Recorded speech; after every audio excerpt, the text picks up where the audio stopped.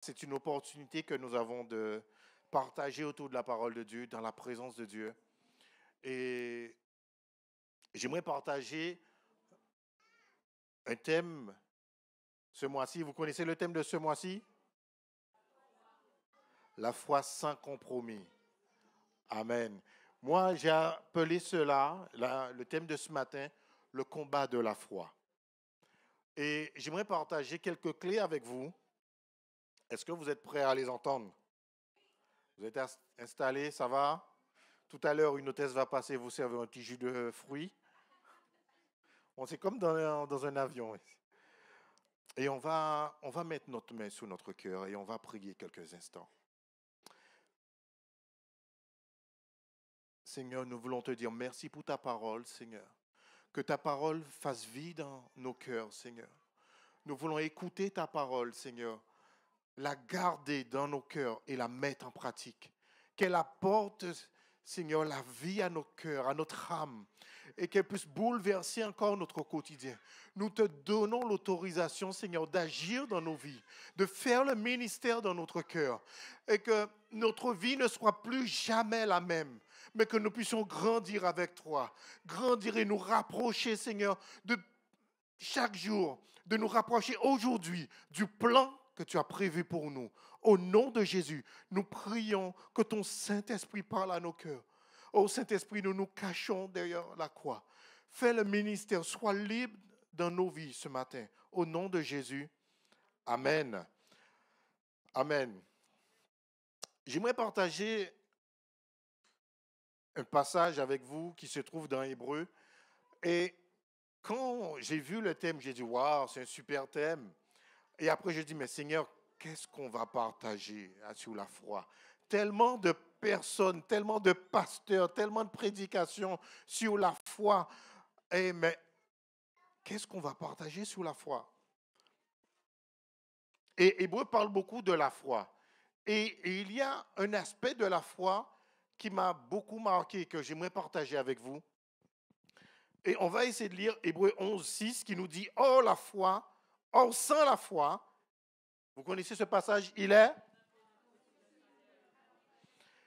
impossible de lui être agréable, car il faut que celui qui s'approche de Dieu, croit que Dieu existe et qu'il est le rémunérateur de ceux qui le cherchent. Hébreu 11, 32 nous dit, on va revenir sur ce passage qui nous dit, et que dirais-je encore? Car le temps me manquerait pour parler de Gédéon, de Barak, de Samson, de Jephthé, de David, de Samuel et des prophètes qui, par la foi, vainquirent des royaumes, exercèrent la justice, obtinrent des promesses, fermèrent la gueule des lions, éteignirent la puissance du feu, échappèrent aux tranchants de l'épée, guérirent leurs maladies, furent vaillants à la guerre, mirent en fuite des armées étrangères. Waouh! Tous ces hommes-là, ils ont fait cela par là. Et l'un des aspects que j'aimerais voir avec vous, c'est que la foi, c'est pas un sentiment, c'est pas une émotion. Je ne sais pas d'ailleurs qu'est-ce que c'est la foi. La Bible nous dit que c'est la ferme assurance des choses qu'on espère. C'est une conviction qu'on a dans notre cœur. Donc la foi, c'est quelque chose que Dieu nous a donné. Et là où ça m'a marqué, le premier point que je vais voir avec vous, c'est car il faut que ceux qui s'approchent de Dieu croient que Dieu existe. Je dis, mais quand même, c'est la base. Quand on croit en Dieu, la Bible nous dit que quand on s'approche de Dieu, on doit croire que Dieu existe. Mais je dis, mais Seigneur, oui, c'est la base de la foi. Mais pourquoi il insiste dessus? Parce que bien souvent, on a la foi, mais pas dans le bon Dieu. On a la foi pour autre chose, mais on n'a pas la foi en Dieu. Et c'est là qu'il y a une subtilité. Et c'est là où on a déjoué les stratégies de l'ennemi. Une des stratégies de l'ennemi, c'est de ne pas de ôter de la foi, mais c'est de prendre ta foi et de faire croire autre chose. Et parce que tu crois autre chose, tu as la foi et tu es à fond dans ta foi, mais tu n'as pas cette foi en Dieu. Tu n'as pas foi que Dieu existe. Et quand on a pris l'exemple, la Bible nous dit que Gédéon a eu cette foi.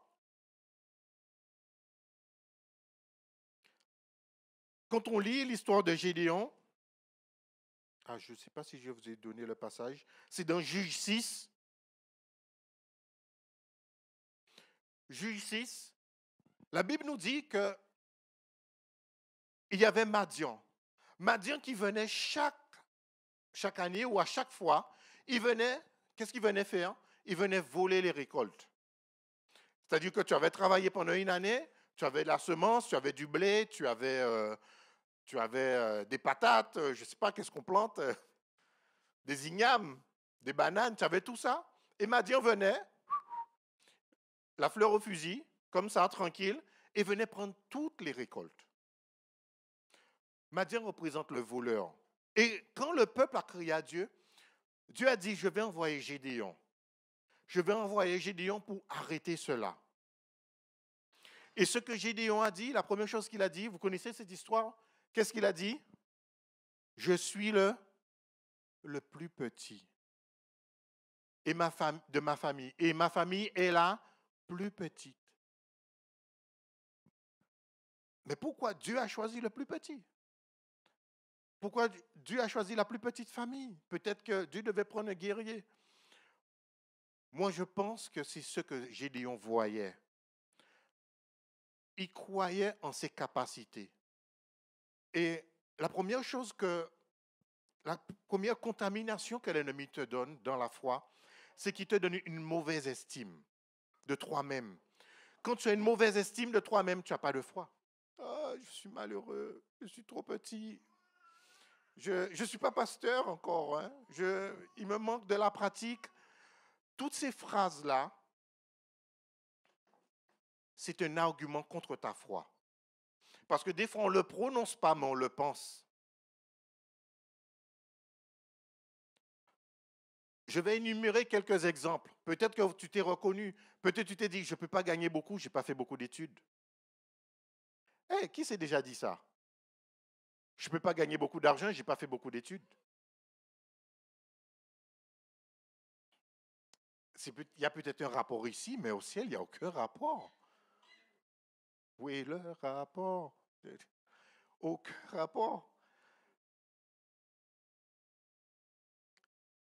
Et à chaque fois qu'on écoute ce genre de paroles, je ne peux pas parce que c'est des arguments qu'on accumule dans notre vie et qui empêchent à notre foi de grandir. Parce qu'on a foi en ces paroles-là. Je ne peux pas être béni parce que ça fait 2 mois que je connais Jésus. Il faut que j'apprenne encore. Non, où est le rapport? Je ne peux pas faire ceci parce que je ne peux pas, parce que le parce que ne vient pas de Dieu. Si Dieu t'a dit que je te sors de la boue du péché pour te bénir, pourquoi trouvons-nous des arguments? Ces arguments-là ne viennent pas de Dieu. Et c'est pour cela que je dis que c'est d'abord un combat. Et la première partie du combat se passe dans nos pensées. On écoute trop souvent les mensonges de l'ennemi. Moi, je connais beaucoup de personnes qui n'ont pas fait beaucoup d'études et qui gagnent beaucoup plus que moi. Bon, ça ne veut pas dire que je ne suis pas une référence non plus. Hein. Rassurez-vous. Hein. Mais je me dis, Seigneur, il n'y a pas de rapport. La seule chose, c'est que nous devons te faire confiance. Pourquoi je parle de finances? Parce qu'au moins tout le monde arrive à quantifier la bénédiction. Et quand Madian venait, il venait prendre les richesses. Donc c'est pour cela que je parle de finances. Mais il n'y a pas de rapport.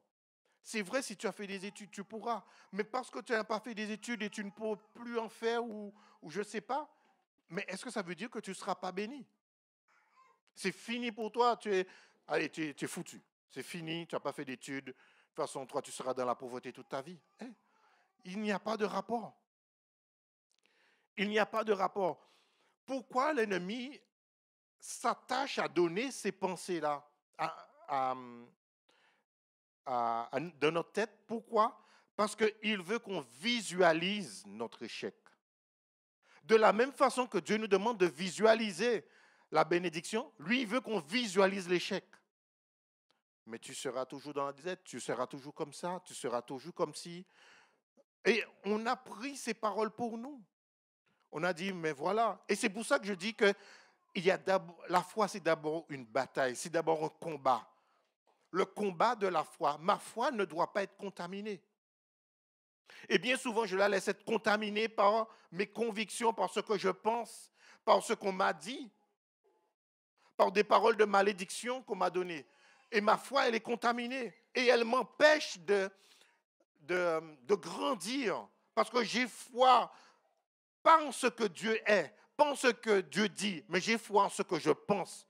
J'ai foi en ce que je comprends de la parole. Et c'est c'est des limites. Tu t'es limité à un aquarium. Tu n'auras pas plus de bénédiction que dans l'aquarium. Parce que tu ne rêves pas assez grand.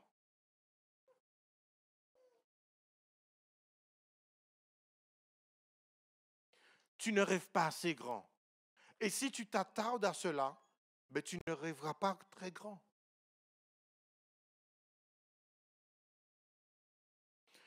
Devant chaque bénédiction, il y a un combat. Est-ce qu'on va au combat avec nos facultés, avec ce qu'on sait faire, ce qu'on ne sait pas faire, ou on va avec la foi qu'on a? Ce n'est pas la même chose. Quand Gédéon a dit, Seigneur, mais je suis le plus petit, c'est comme ça qu'il se voyait. C'est comme ça qu'il se voyait. Quand Josué devait aller conquérir Canaan, il a dit, les espions ont dit, nous sommes comme des sauterelles. Mais les espions n'ont pas dit ça. Hein? Les géants n'ont pas dit ça. Peut-être qu'ils se disaient, et vous vous rendez compte, le peuple d'Israël est à notre porte. On devrait trembler. Mais non, les espions ont dit, non, nous sommes comme des sauterelles. C'est comme ça qu'ils se voyaient. Je vous dis ça parce que j'ai longtemps été attaché à cette vision-là. Et je me suis dit, Seigneur, je ne pourrais pas faire comme tout le monde. Je ne pourrais pas, acheter une maison, construire une maison, faire certaines choses comme tout le monde. Parce que je n'ai pas fait comme tout le monde. Mais Dieu attend une seule chose, c'est qu'on ose croire avec la foi. Et parce que tu as la foi, tes possibilités, tes faiblesses deviennent ta force, deviennent un argument en ta faveur. Waouh! Est-ce que vous êtes là?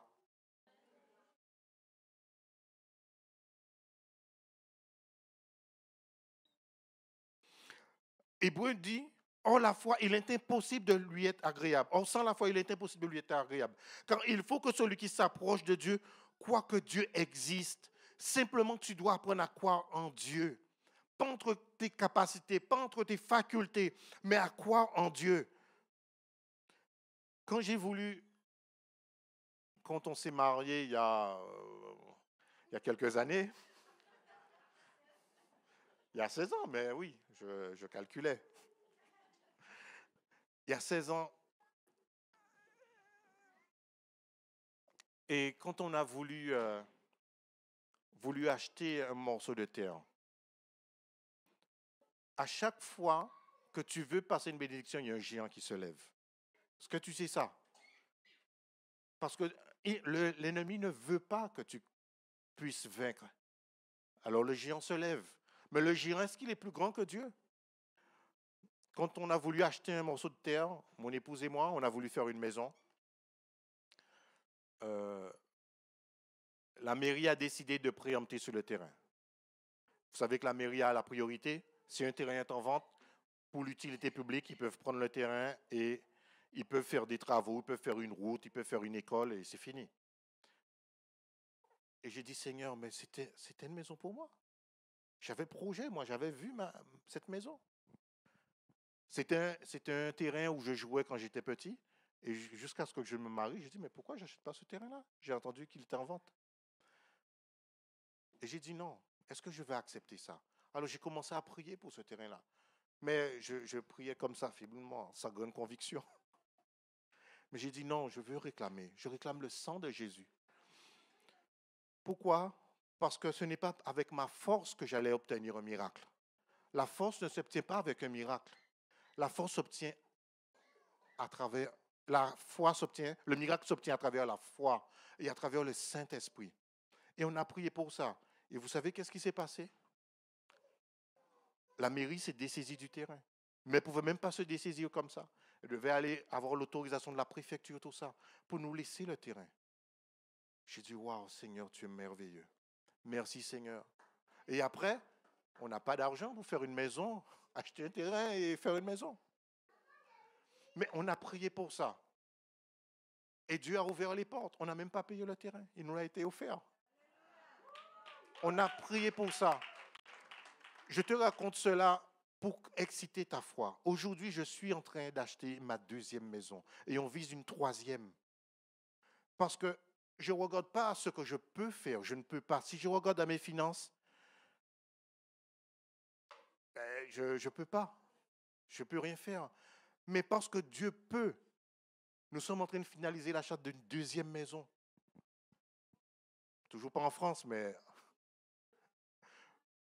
nous finissons l'achat parce que Dieu ouvre les portes. Dieu ouvre les portes. Ce n'est pas avec ta faculté ou avec ce que tu es, mais c'est avec ta foi. Est-ce que ta foi n'a pas été contaminée par ce que tu penses, par tes possibilités? Ta foi n'a pas été contaminée par ta pensée? Est-ce que ta foi t'a pas permis de voir, de visualiser ton échec? Tu te dis, si tu fais comme ça, tu ne vas pas réussir. Ça, c'est le premier point. Le premier point, c'est que tu dois savoir que on est en guerre et tu ne dois pas laisser ta foi être contaminée. Tu ne dois pas la laisser être contaminée par même. Moi, Emma, bon, je finis avec cet exemple. Emma, vous savez que Emma est actuellement à Bogota là, pour la convention des jeunes. Elle a été. Mais elle a mis sa foi. Moi, pour le coup, moi, je n'ai pas mis ma foi là. J'ai dit non, là, ça va me faire dépenser. J'ai dit, et moi, si tu as la foi, mets ta foi. Et elle a mis sa foi. Elle avait pas de passeport. Et une semaine avant, elle a appelé la mairie. Elle a dit, est-ce que le passeport est prêt? Et la mairie lui a dit, non, le passeport n'est pas prêt, mais dans 10 jours, il sera prêt. Et ça sera trop tard. Et le même jour, j'ai reçu un message sur mon portable pour me dire que le passeport était prêt. J'ai dit, Emma, il y a un problème. Et sa sœur, pour l'embêter, sa petite sœur, qui a dit, mais Emma, peut-être que c'est mon passeport, pas le tien. Et je l'entendais dire, ne parle pas de ça, ne donne pas de paroles négatives. Elle ne voulait pas qu'on contamine sa foi. Ne dis pas ça. Il ne faut pas contaminer ma foi. Et j'entendais Emma, moi je l'ai laissé se disputer tranquillement. Et dit, mais il ne faut pas contaminer ma foi. Il faut quoi? Et quand on a été, c'était bien les deux passeports. J'ai dit, Seigneur, mais voilà. Mais j'ai des problèmes là maintenant là. C'est pas donné. Je reçois par la poste 2 chèques de montant énorme. J'ai dit, mais Seigneur, j'avais prévu de faire autre chose quand même avec ça. Mais dans la même semaine, j'ai dit, mais Seigneur, comment on va payer ça pour l'enfant? Dans la même semaine, 2 chèques sont arrivés par la poste. Ils auraient pu faire un virement quand même, ce serait plus simple, plus discret, ouais. Et je dis, Emma, voilà les chèques pour la convention. Voilà les chèques. Et je me dis, quand on ose croire, la Bible dit qu'il est quoi? Qu'il est le rémunérateur de ce qu'il cherche. Il est le consommateur de la foi. Parce que tu oses croire, eh bien lui consomme cette foi. Il dit, voilà, c'est ce que j'attendais pour agir. Et on en avait discuté avec Rose. Rose me disait, est-ce qu'il y aura la traduction? Mais j'ai dit, mais non, Rose, dimanche d'avant, Emma ne va pas à Bogota. Mais Emma n'a pas écouté son papa. Elle a mis sa foi pour partir. Et elle nous a montré, juste avant son départ, c'était qu'à la veille, je crois, de son départ, elle nous a montré son cahier des rêves qu'elle a fait en janvier. Elle a dit, regardez, tout ça, j'ai eu ça. Mon voyage à Bogota, mon voyage, même une seule chose. Mais je ne dis pas. Et elle m'a étonné par sa foi. Elle m'a étonné parce que à un jeune âge comme ça, mettre autant de fois, elle a mis dans son cahier des rêves qu'elle voulait aller à Bogota pour la convention des jeunes. Mais moi, je ne le savais pas. Elle nous l'a montré qu'avant son départ. C'était son cahier personnel. Je dis, Seigneur, merci parce que tu réponds aux prières. Tu réponds. Est-ce que tu veux avoir le deuxième point? Le deuxième point que je trouve dans l'histoire de Gédéon, c'est que cet ange lui a dit, cet ange lui a dit d'offrir un sacrifice. D'offrir un sacrifice et d'abattre l'autel qu'il y avait dans le village. Je ne lis pas toute l'histoire parce qu'on n'a pas beaucoup de temps, mais dans le village, il y avait une statue de Baal. Et je dis, mais comment Israël avait tant de traditions, connaissait l'Holocauste, comment offrir à Dieu, et avait quand même une statue de Baal dans le village. Et l'ange lui a dit, la statue que tu vois de ton père, renverse-la. Et tu vas prendre 2 holocaustes, 2 taureaux. Et le deuxième, tu vas l'offrir en holocauste. Quelquefois, ce qui bloque notre foi, ce n'est pas que Dieu ne veut pas nous donner. Mais bien souvent, il y a un droit légal de l'ennemi qui bloque cette bénédiction. Le droit légal, tu dois l'enlever. Vous savez, il y a la loi. On ne peut pas faire n'importe quoi. Vous ne pouvez pas aller chez quelqu'un et dire c'est votre maison. Non, il y a un titre de propriété, là, la maison lui appartient. Et dans le monde spirituel, existent des lois spirituelles. Et c'est important de le comprendre. Parce que quand vous aurez compris ça, vous aurez cette autorité spirituelle. Dis ça avec moi, autorité spirituelle. Tu dois rechercher cette autorité spirituelle pour commander dans le monde spirituel. La Bible nous dit ce qu'on va lier sur la terre sera lié dans le ciel. Et il y avait cette statue de Baal, qui était un dieu païen, dans le village. Et qu'est-ce qu'il devait faire? Le plus petit de sa maison, le plus petit de la plus petite famille, il devait renverser cette statue. Et c'est ce que tu dois apprendre à faire. Tu dois renverser les portes que l'ennemi avait ouvertes dans ta vie. Tu dois les renverser. Tu vas dire, ouais, mais moi, ça va. Moi, je vais à l'église, ça va, je ne fume pas, je ne vole pas. Et ce n'est pas à moi qu'il faut dire ça. C'est à Dieu. Dieu qui est saint. C'est Dieu qui est saint et qui dit, bon, voilà, il y a ça qui ne va pas dans ta vie. Il y a une chose que je réalise, c'est que bien souvent, on est très précis, je l'ai dit la dernière fois, avec les impôts. On s'assoit, on examine, on dit, bon, voilà, il faut que je donne ça aux impôts. Maintenant, il faut, je ne sais pas si vous savez, il faut déclarer quand on a une maison, quand on la loue, etc. Il y a plein de déclarations à faire. Et on s'assoit parce que la première loi, c'est nul n'est censé ignorer la loi. Et on s'assoit, on s'est dit, il ne faut pas que je me plante. Des fois, tu cliques sur la souris, tu te dis, j'espère que je ne me suis pas trompé dans ma déclaration. Et tu valides. Et on est très précis avec ça. Mais quand il s'agit de notre vie spirituelle, on dit, on verra ça dimanche prochain. Est-ce que c'est vrai? Combien d'entre vous s'assoient et disent, Seigneur, qu'est-ce qui ne va pas dans ma vie? Je veux t'écouter. Toutes les portes qui ont été ouvertes dans ma vie, je vais les fermer. Qu'est-ce qui ne va pas dans ma vie? Quels sont mes objectifs? C'est bien d'avoir écrit les objectifs comme Emma, mais aussi de faire le point avec sa vie. Qu'est-ce qui ne va pas? Qu'est-ce qui ne va pas dans ma vie? Est-ce que ça ne va pas avec de mon couple? Il faut que je le note pour l'arranger, pour savoir qu'est-ce qu'il faut faire. Je veux être précis dans ce que je fais. On ne peut pas laisser notre vie spirituelle au bon gré du vent. En disant notre vie spirituelle, bon, Dieu est au contrôle. Non, la parole de Dieu est là. Nul n'est censé ignorer la Bible. Tout est écrit. Moi, ça me choque. Des fois, il y a des gens, j'ai l'impression qu'ils attendent qu'un ange vienne leur dire de ne pas pécher. Si c'est écrit dans la Bible, tu ne dois pas le faire. Le jour où l'ange viendra te dire ça, tu peux te dire merci Seigneur. Parce que si un ange vient te dire ça, peut-être que la trompette a déjà sonné.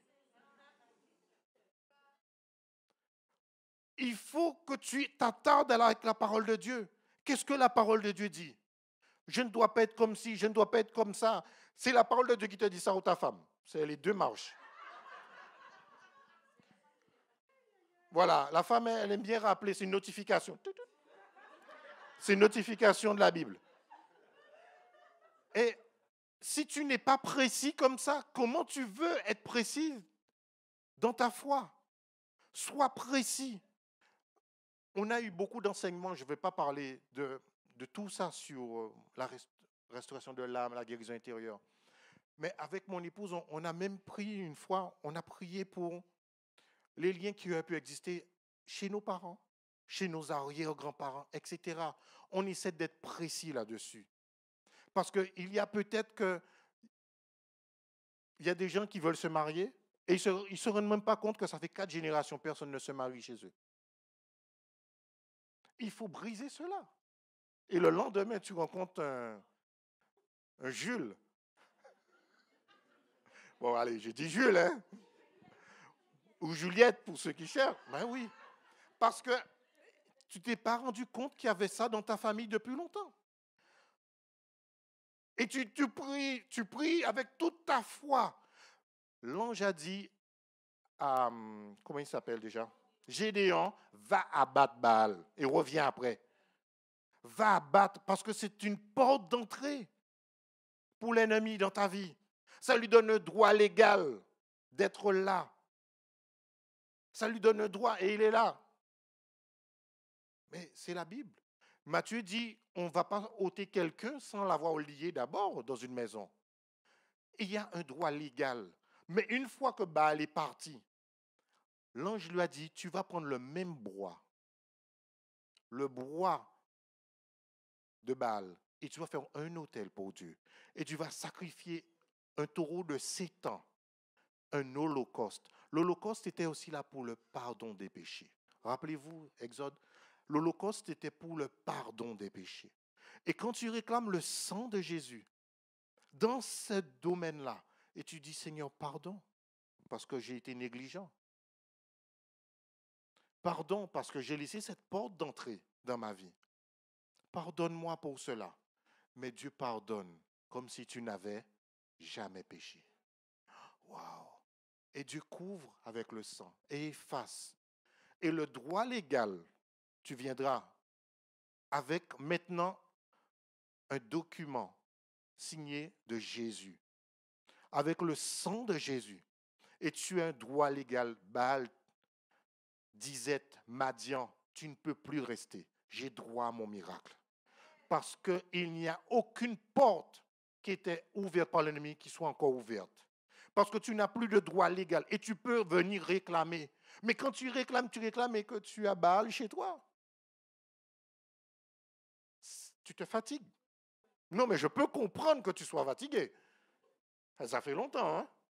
Non, mais c'est vrai. Et des fois, on prie pour certaines choses. Mais non, on a encore des Baals. Mais prends le temps de faire cet exercice. Assieds-toi. Et dis, Seigneur, quelle porte? Qu'est-ce que tu veux que je change dans ma vie? Peut-être que c'est dans mon caractère que tu veux que je change. Quand je travaillais en Guadeloupe, bon, j'ai commencé en 2002. Et après 10 ans, j'ai évolué, j'ai grandi, j'ai dit, mais Seigneur, je veux grandir dans mon poste. Et j'aurais voulu avoir un poste où je voyage. Celui que mon supérieur, enfin c'était une dame, ma supérieure, elle a bac plus 10, c'était une docteure. Donc, avec mon poste, sauter à bac plus 10, je ne sais pas comment j'aurais pu faire. Mais j'ai prié, j'ai dit, Seigneur, j'aurais voulu avoir ce... J'ai attendu 10 ans, peut-être 15 ans. Je dis, Seigneur, j'aurais voulu ça. Et Dieu m'a dit, voilà, il y a telle chose que tu devrais régler. Qu'est-ce que je devais régler? Je me rappelle une fois, on avait perdu un dossier. On l'a retrouvé peut-être 3 ans après, un dossier. Bon, ça n'avait plus d'importance de l'avoir retrouvé. Mais je l'ai retrouvé dans un classeur et j'ai été voir ma chef. Et j'ai dit, voilà, j'ai retrouvé le dossier. Mais je me rappelle à l'époque, par peur, j'ai dit, bon, je l'ai retrouvé. Avant que j'ai des problèmes, je vais le détruire. Il n'a plus d'importance maintenant. Voilà. Et j'ai été voir ma chef. Et j'ai été tout lui dire. J'ai voulu être honnête. J'ai dit, je ne veux pas laisser de porte ouverte dans ma vie. J'étais peut-être ridicule, mais j'ai voulu être honnête.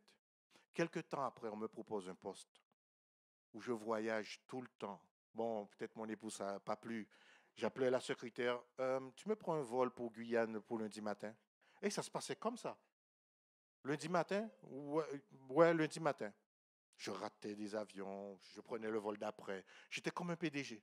J'ai dit, j'ai j'ai dit Seigneur, mais tu m'as fait une telle grâce. Une telle grâce. Juste avant de venir ici, c'était mon poste. Bon, je fais la journée à Martinique. Je prenais un avion, j'allais à Martinique, je travaillais. À 15 heures, je partais. Je revenais chez moi. J'étais trop bien. J'ai dit, Seigneur, tu aimes celui qui te défie dans la foi. Mais tout cela était bloqué parce que je n'étais pas juste dans mon cœur avec ce dossier. Et j'ai dit, non, je vais changer ma façon de faire. Déjà, je vais bénir mes responsables. Parce qu'avant, en Guadeloupe, c'est le sport national. Il faut critiquer le patron parce qu'on peut mieux faire que le patron. Et j'ai commencé à bénir, à prier pour sa vie. Bon, aujourd'hui, elle est à la retraite. Hein. Et j'ai commencé à bénir. J'ai commencé à prier pour elle, à bénir ses responsabilités, etc. Et Dieu a ouvert les portes pour moi. Et aujourd'hui, je me dis, Seigneur, merci parce que tu m'as compris. Tu m'as enseigné, j'ai compris que je ne dois pas laisser de porte ouverte dans ma vie. Même si c'est quelque chose d'infime, mais le diable utilise ça comme accusation dans ma vie. Amen. Bon, on est à quel point? Au deuxième? Waouh! Renverse. Il faut renverser cela. Quand je commençais à prier, je disais dans Matthieu qui dit que ton règne vienne, que ta volonté soit faite. Et moi, je voyais toujours le règne. Dans ma vie, c'est un trône où j'étais assis et je renversais ce trône-là. Je dis, moi, j'habite plus là. Seigneur, voici ton règne. Et c'est comme ça que je prie. Comme quand j'ai dû renverser Baal. Quand tu pries, renverse ce trône qui est dans ta vie. Et dis, Seigneur, c'est toi qui sièges. C'est plus moi. C'est plus l'amour de Netflix. C'est plus Disney. C'est plus Amazon Prime. C'est plus Apple TV. C'est plus Paramount. C'est plus tout ça. Toi, tu règnes dans ma vie.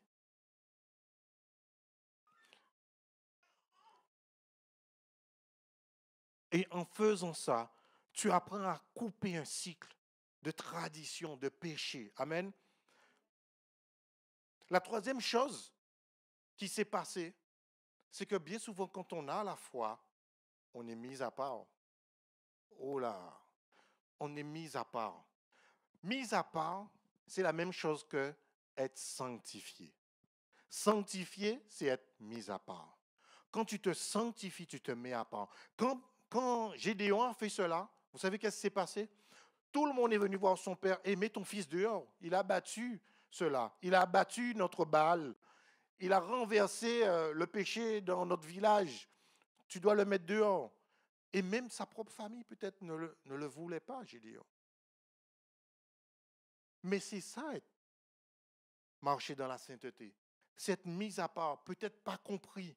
Ça ne veut pas dire que tu vas chercher une maison dans un département loin ou en forêt, en Guyane. Non, ça veut dire que tu ne te souilles pas avec le péché. Parce que ta foi peut être corrompue. C'est pour cela que je dis que la foi, c'est le combat de la foi, c'est vraiment un combat. Parce que tout ce qui passe dans ta tête va contre ta foi.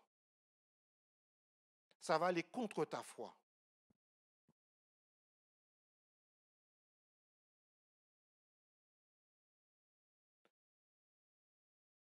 Le quatrième point, je vais vite, parce que le temps passe. Le quatrième point, c'est la promesse. La promesse. Alors, ça veut dire quoi la promesse? Parce que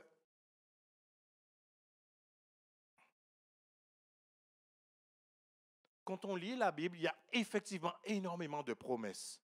Mais ces promesses-là, si elles ne sont pas les tiennes, ça reste des promesses. Ce n'est pas la promesse qu'il faut dire, c'est ma promesse.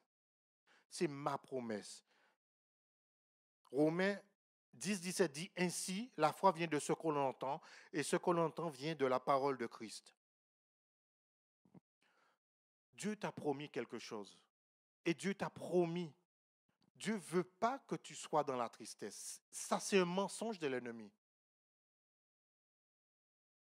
Il y a des gens qui se sont laissés avoir parce qu'on leur a dit une fois qu'ils sont eunuques. Eunuques. Moi, ce n'était pas pour moi, ça. Moi, si quelqu'un vient me dire ça, là, moi, non, j'ai une épouse. Voilà. Tu dois refuser ça. Si Dieu ne t'a pas dit ça, non. Non. Tu dois croire en cette promesse. Il faut aller au-delà de ce que tu comprends. Si tu ne lis pas la parole de Dieu, ben, tu vas t'attacher à des mensonges de l'ennemi. Parce que tu ne sauras pas, c'est vrai, c'est pas vrai. Qu'est-ce que ça veut dire? Ah, peut-être que c'est comme ça. Non. Tu dois t'attacher à lire la Bible. Tu dois t'attacher. Moi, il y a un verset qui m'a beaucoup plu, qui se trouve dans Jérémie, je crois. Ah, j'oublie le chapitre. Qui dit que c'est Dieu qui nous disait de prendre des épouses, d'acheter des maisons, de faire des enfants, de prendre des épouses et des époux pour nos enfants, et de prendre des époux et des épouses pour les enfants de nos enfants, et de ne pas diminuer, de toujours croître, et de prier pour la ville où on habite, parce que notre bonheur en dépend. Ça, c'est un verset qui m'a beaucoup plu, et j'ai attaché cela à mon cœur. Je dis, Seigneur, ça c'est ta promesse pour ma vie. Tu veux que je sois béni là où je suis. Je ne sais pas si c'est dans Jérémie, comme c'est pas mon iPad, je ne sais pas, mais c'est ta promesse. Peut-être que tu dois, avec la parole de Dieu, tu dois attacher cette promesse sous ton cœur. Laisse-moi te dire, j'écoutais la convention des jeunes à Bogota. J'ai été, moi. Hein. Et pasteur, je crois que c'est Manuela qui disait, on doit même apprendre ces versets-là. Tu dois les apprendre. Parce que quand vient l'adversité, tu diras, attends, qu'est-ce que la Bible dit déjà? Non, tu dois apprendre ces versets-là. Tu dois les apprendre. Moi, quand on m'avait appelé pour Mia, je pense que je vous avais raconté cette histoire. Moi, j'ai dit tout de suite, la bénédiction de Dieu n'est suivie d'aucun chagrin. Ces pensées qui venaient de ma tête, j'ai dit non, ma fille n'est pas malade. Et jusqu'à présent, elle n'est toujours pas malade. Elle n'est pas malade, elle ne sera pas malade. La bénédiction de Dieu n'est suivie d'aucun chagrin. Tu dois apprendre ces promesses-là. Tu dois apprendre les versets. Tu dois les apprendre. Pourquoi? Parce qu'ils vont faire vie en toi. Et quand tu vas voir une situation, eh bien, tu vas déclarer ce que tu as appris. Tu vas réclamer ces promesses-là. Et le passage que j'aimerais que tu lises, qu'on nous lisons ensemble ce matin, c'est le psaume 23. Qui connaît le psaume 23? Est-ce qu'on peut se mettre debout? Est-ce qu'on peut se mettre debout?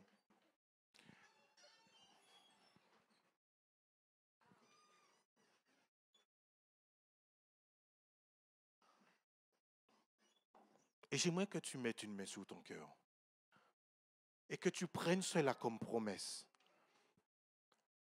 Je veux que ce soit ta promesse.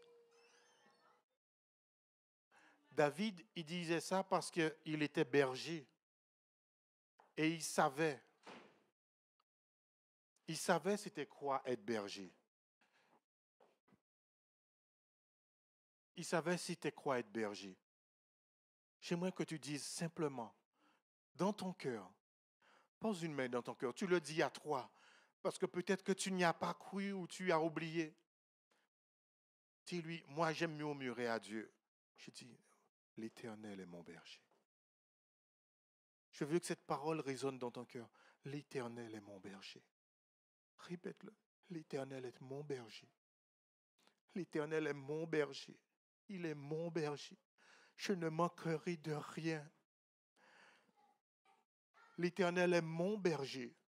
Je ne manquerai de rien.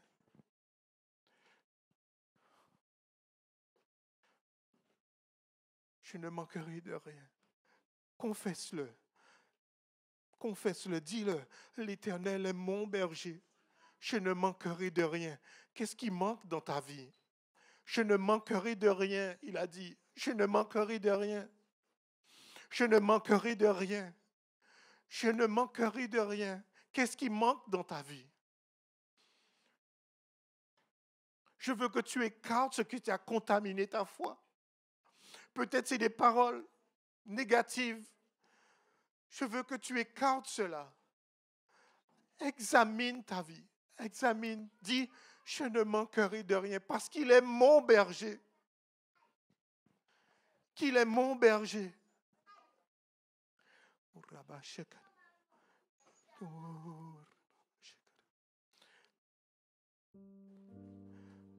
Vous savez, quand j'allais me marier, mon père m'a dit une chose.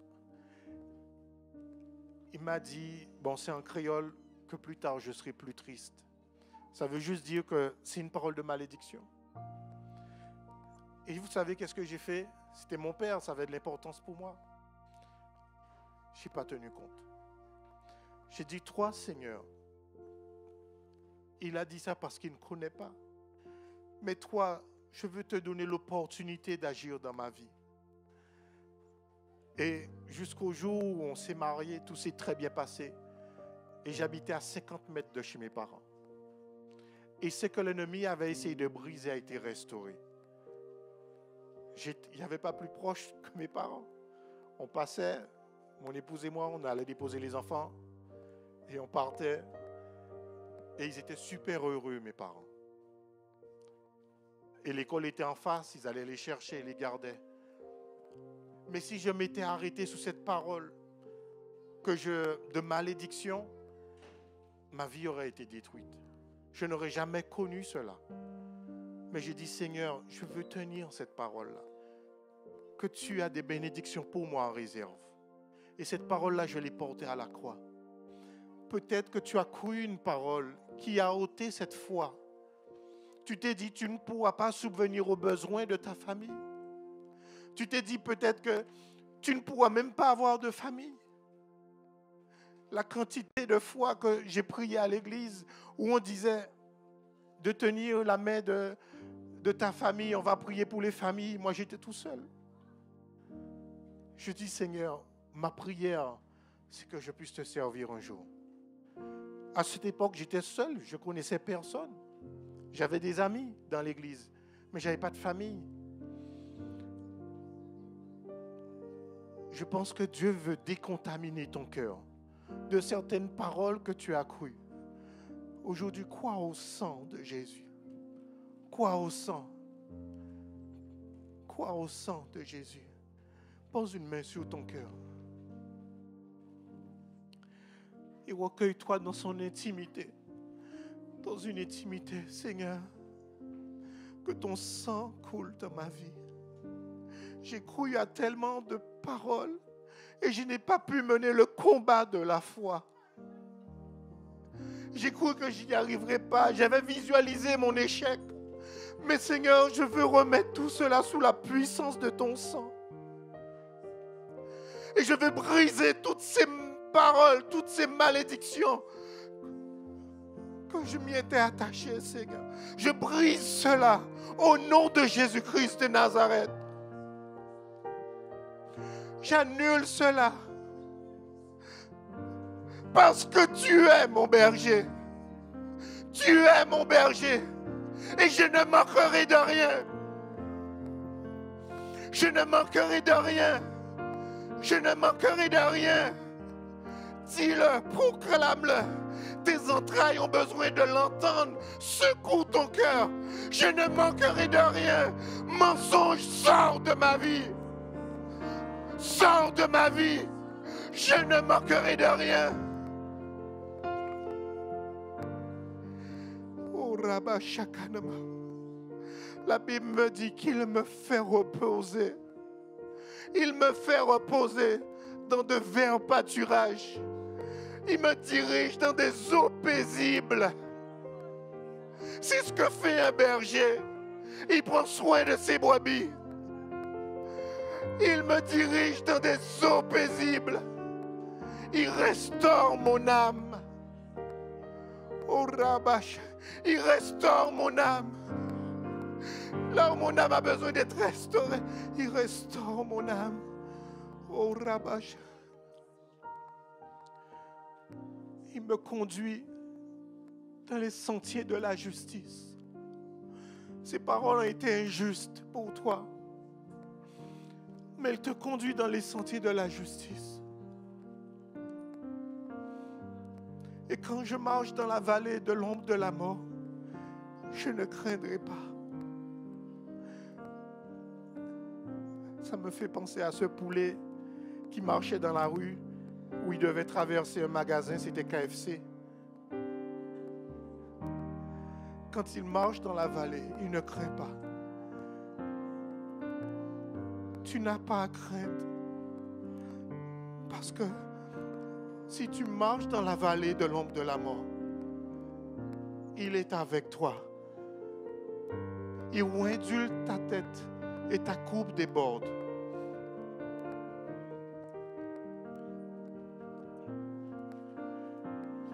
J'ai besoin de 2 personnes. Tu t'appelles comment? Isabelle. Aujourd'hui, tu vas t'appeler Bonheur. Comment tu t'appelles? Delphine. Non, Grâce.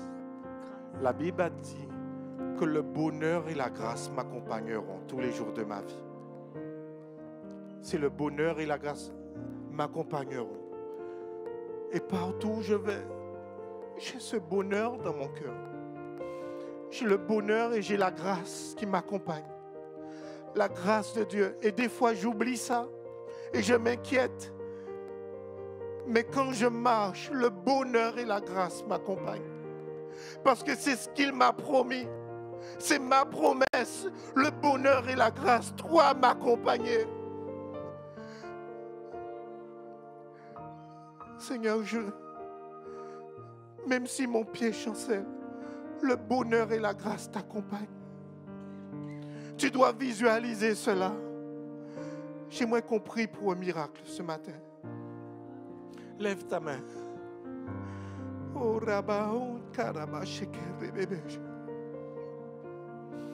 peut-être que c'est pour des finances. Dans mon cœur, je sens qu'il y a beaucoup eu de combats pour les finances. Moi, j'ai eu tellement de luttes avec les finances. Mais jamais je n'ai abandonné.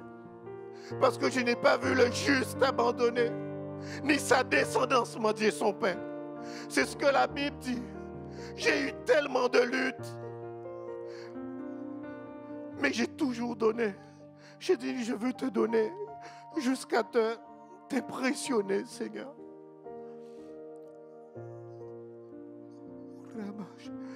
Seigneur, nous prions pour un miracle, Seigneur. Et nous voulons l'écrire, Seigneur, ce jour, le jour du miracle. Ouvre les portes. Nous voulons élever, Seigneur, notre foi, notre niveau de confiance à toi, Seigneur.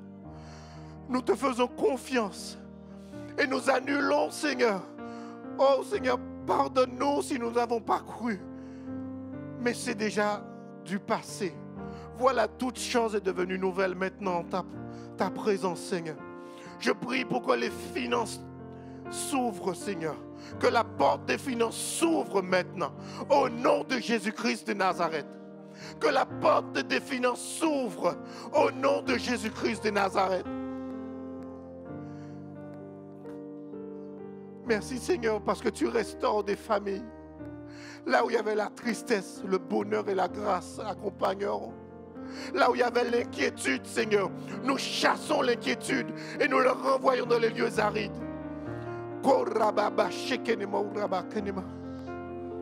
Oh Seigneur, je bénis ton peuple ce matin pour un miracle, Seigneur, pour qu'un miracle se produise, Seigneur, qui défie toute compréhension, mais un miracle qui vient du ciel. Nous voulons lier l'œuvre des ténèbres maintenant et qu'il soit lié dans le monde spirituel. Et nous voulons délier le miracle, que le miracle vienne maintenant, qu'il soit délié maintenant, le miracle qui vienne sur terre, au nom de Jésus-Christ de Nazareth. Merci pour la guérison, Seigneur. Merci parce que tu visites, Seigneur. Tu visites nos vies, tu visites nos cœurs. Merci parce que la guérison nous touche, Seigneur. Au nom de Jésus-Christ de Nazareth. Rêve plus grand. Rêve plus grand. J'ai tellement de témoignages. Moi, je ne le dis pas par pudeur. Mais avant qu'on vienne en France, j'ai acheté une petite mallette pour faire la vidéo. Et j'ai dit à mon épouse, ça c'est pour Paris. Quand j'ai pris mon billet d'avion, le jour de mon départ, vous savez qu'est-ce que j'ai fait? J'ai signé mon contrat. J'avais mes billets bien avant. Parce que j'avais la certitude qu'on venait à Paris. Les billets étaient déjà pris.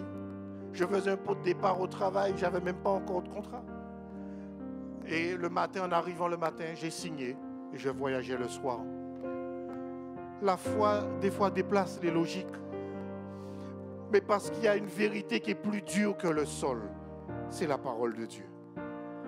Il y a une vérité qui est encore plus dure que l'eau, c'est la parole de Dieu. Et c'est pour cela que Pierre pouvait marcher sur les eaux. Accroche-toi à ses promesses. Il n'a déçu personne. Jusqu'à aujourd'hui, Dieu n'a jamais déçu quelqu'un. Amen. On va prendre un chant d'adoration. On va élever le nom de Dieu. Soyez bénis, Seigneur, que ton sang soit couvert, Seigneur, sur nos vies. Oh, nous scellons ce miracle et nous croyons ce miracle.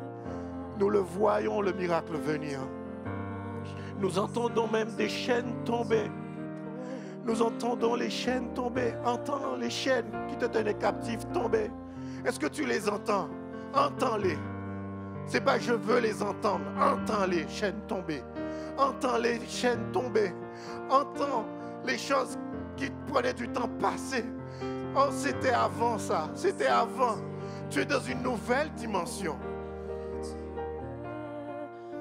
Seigneur, je bénis ton peuple, Seigneur. En ce jour spécial, nous voulons élever ton nom et te glorifier. Au nom de Jésus. Amen. Maintenant, je sais ce que tu promets. Oui, tu le fais. Quand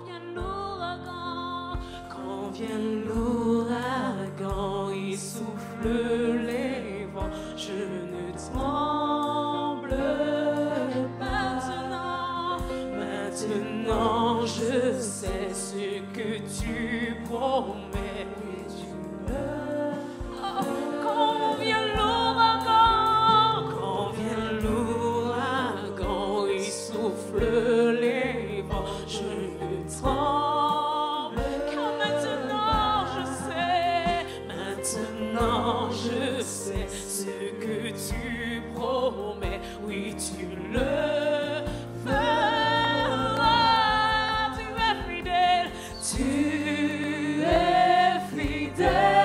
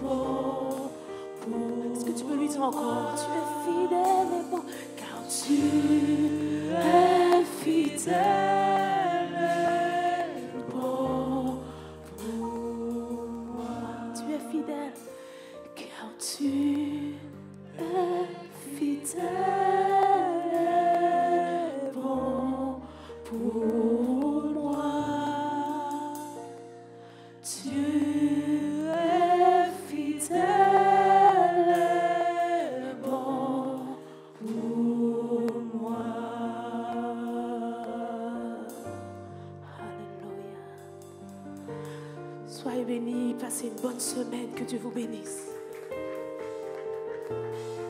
Je vous invite à revenir me voir pour ceux qui voulaient faire les offrandes tout à l'heure.